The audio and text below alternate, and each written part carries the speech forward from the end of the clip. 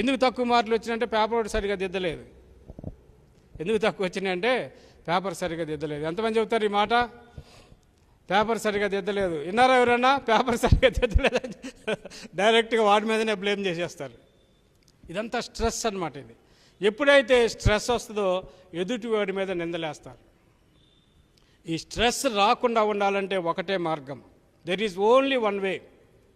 నువ్వు సైకియాట్రిస్ట్ దగ్గరికి వెళ్ళి నిద్రమత్తులు మాత్రలు తీసుకుంటావా, లేకపోతే యేసుక్రీస్తు తన శిష్యుడి ద్వారా మాట్లాడుతున్న మాటలను తీసుకుంటావా? నీ ఇష్టం అది. యేసుక్రీస్తు తన శిష్యుడి ద్వారా నీతో మాట్లాడుతూ ఉన్నాడు. ఇది తీసుకుంటే నీవు డాక్టర్ దగ్గరికి వెళ్ళవలసిన పని లేదు స్ట్రెస్ వచ్చినప్పుడు. అదేమిటో ఒకసారి నేను చదువుతూ ఉన్నాను. అందరూ కూడా జాగ్రత్తగా వినండి. బైబిల్స్ ఎవరు ఓపెన్ చేయదు, ఇంటికి వెళ్ళిన తర్వాత చదవండి.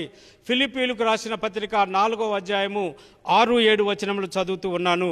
దేనిని గూర్చియు చింతపడకుడి గాని ప్రతి విషయంలోనూ ప్రార్థన విజ్ఞాపనల చేత కృతజ్ఞతాపూర్వకముగా మీ విన్నపములను దేవునికి తెలియచేయండి. అప్పుడు సమస్త జ్ఞానమునకు మించిన దేవుని సమాధానము నీ హృదయమునకును నీ తలంపులకును కాపలా ఉండును.